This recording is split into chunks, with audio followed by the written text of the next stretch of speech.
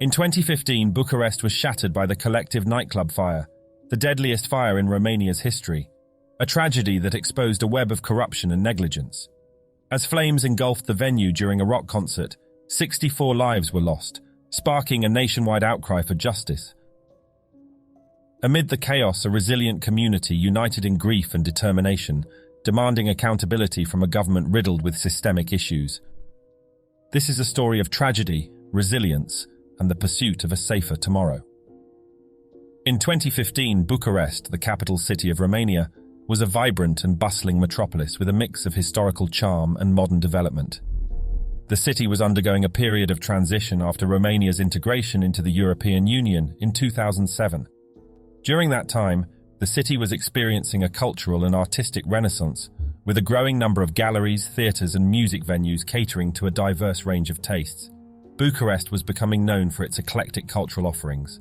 The nightlife scene was characterized by a wide variety of entertainment options, including nightclubs, bars, live music venues and restaurants. The scene was lively and diverse, attracting a young and enthusiastic crowd. The Colectiv nightclub, located just south of the Old Town, was one such popular venue known for hosting live music events and concerts. On the night of October 30th, 2015, Bucharest, Romania, witnessed a tragedy that would shake the nation and expose deep-seated issues within its governance and safety systems. The Colectiv nightclub was hosting a rock concert that fateful evening, with the concert beginning at 9 p.m. An hour and a half later, at 10:30 p.m., a band named Goodbye to Gravity took to the stage. They were playing a free concert to celebrate the release of their new album, Mantras of War. The atmosphere was vibrant, with music filling the air and people coming together to enjoy the performance. Little did they know that this night would turn into a nightmare. As the band's pyrotechnics lit up the stage, they inadvertently ignited the flammable soundproofing foam that covered the venue's walls.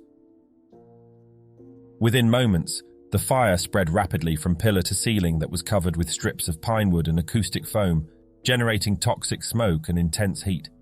Panic ensued as attendees struggled to find exits in the chaotic and smoke-filled environment.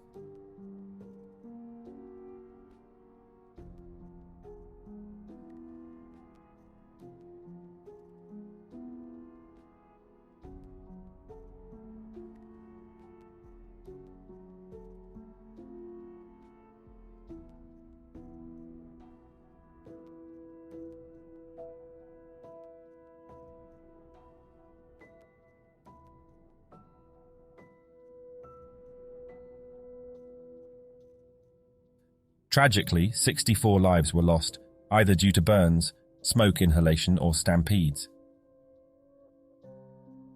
The initial responders at the scene were nurses and doctors from the nearby Bucur Maternity Hospital, who were on their Friday night shift. Upon hearing the cries of the injured, they rushed to the street in their robes and slippers to administer immediate assistance.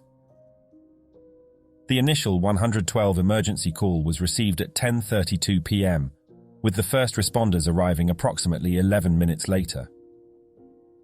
In the late hours of the night, State Secretary Raed Arafat from the Ministry of Health and Deputy Prime Minister Gabriel Oprea also reached the incident location. Survivors were swiftly transported to hospitals via ambulances, while some received assistance from nearby residents, pedestrians, and a handful of taxi drivers. Additionally, a field hospital was established on site to provide immediate care. A code red alert was issued in response to the situation. The aftermath of the fire left a city in shock and mourning. Memorial sites were created to honor the victims, their names forever etched in the collective memory of the nation. The public's grief quickly turned to outrage as details about the event's preventable nature emerged. Demonstrators flooded the streets, demanding accountability and systemic change. The public's anger was directed not only at the nightclub's owners, but also at the government itself. Many saw the tragedy as a symbol of the corruption and negligence that plagued the country. The pressure was too great to ignore. On November 3rd, a massive gathering of over 15,000 individuals converged in front of the Victoria Palace, which serves as the Romanian government's headquarters. This demonstration, referred to as the #Colectiv Revolution by the Romanian media, saw Victory Square engulfed in protest, effectively disrupting traffic. The primary objectives of these protests were to call for the resignations of Prime Minister Victor Ponta, Minister Gabriel Oprea, and Cristian Popescu Piedone, the mayor of Sector 4. Piedone had faced significant criticism for granting a club an operating license without the necessary permit from the fire department.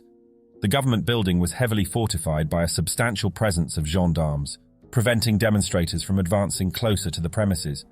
Protesters, starting from Victory Square, proceeded to march towards the Interior Ministry, where they knelt and observed a moment of silence. Their voices echoed with chants of "Shame on you" and "Assassins," while they proudly displayed banners that boldly stated, "Corruption kills." As the clock neared 10 p.m. local time, an impressive throng of between 28,000 to 30,000 people had gathered at Constitution Square, with some protesters even daring to scale the fences that encircled the Palace of the Parliament. Simultaneously, demonstrations flared up in Brasov, Ploiesti, Buzău, and Iași. President Klaus Iohannis not only embraced the street protests but also offered a stark reminder to the political class that such events could not be dismissed lightly. In the face of the protests, Romanian Prime Minister Victor Ponta and his government resigned from office, acknowledging the need for change. An investigation into the incident revealed a disturbing reality. The nightclub had numerous safety violations, including the use of flammable materials, overcrowding, and inadequate emergency exits. In the quest for justice, legal proceedings began. Club owners, safety inspectors, and members of the performing band were arrested and faced charges related to the tragedy. The club's main shareholder and co-founder, Alin George Anastasescu, was arrested on November 2, 2015, along with two other associates, Costin Mincu and Paul Catalin Gansea. They were charged with negligent homicide, negligent bodily harm, and negligent destruction. The prosecution alleged that the defendants had violated numerous safety regulations, including the use of flammable materials, overcrowding, and inadequate emergency exits.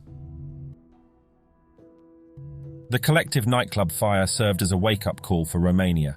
The tragedy sparked discussions about the importance of safety regulations, emergency response protocols, and accountability. The incident shed light on the need for thorough safety inspections, proper permitting, and a commitment to maintaining venues that prioritize the well-being of patrons. People came together not only to demand justice, but to honor the memory of those who lost their lives. Candlelight vigils illuminated the night as a symbol of remembrance and hope for change. In the aftermath of the fire, Romania began implementing reforms to address systemic issues. Stricter safety regulations, improved emergency response plans, and increased transparency became paramount. Memorial statues and plaques were erected to ensure that the victims would never be forgotten and to serve as a constant reminder of the consequences of negligence. Out of tragedy emerged unity. Citizens joined forces to create a society that values the safety and well-being of its people above all else. The Colectiv nightclub fire will forever be etched in Romania's history as a turning point, an event that sparked change, prompted reflection, and pushed a nation towards a safer and more accountable future. Today, the Colectiv nightclub memorial stands as a solemn reminder of the lives lost and the need for unwavering commitment to safety and justice.